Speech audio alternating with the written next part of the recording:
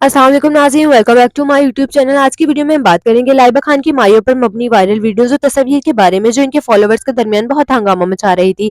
जी हाँ, आपने सही सुना, लाइबा खान ने अपनी माइयों पर अपने बाबा के बाल बनाते हुए वीडियोज़ और तस्वीर मदाहों के साथ शेयर की, जो सोशल मीडिया पर फौरन वायरल हो गई। फैंस ने इनके वालिद को देखकर काफ़ी रिएक्शंस दिए और कुछ लोगों ने तो इन्हें पागल भी कहना शुरू कर दिया। लाइबा खान जहाँ आजकल अपनी शादी की वीडियो से सोशल मीडिया की जीनत बनी हुई है, वहीं इन्होंने अपनी फैमिली की तस्वीर और वीडियोज़ भी मदाहों के साथ शेयर की, जिससे फैंस के दरमियान काफ़ी तबसरे और मज़ाक बनना शुरू हो गया। कुछ लोगों का कहना था कि लाइबा खान अपनी मामा जैसी हैं और बाबा से बिल्कुल भी नहीं मिलती, बल्कि वो उनकी बेटी लगती ही नहीं है। इन सब वायरल तस्वीर और वीडियोज़ में लाइबा खान की फैमिली का हर छोटा लम्हा दिखाई देता है और फैंस को ये देखकर ना सिर्फ मज़ा आया, बल्कि कुछ लोगों ने ट्रोलिंग भी शुरू कर दी।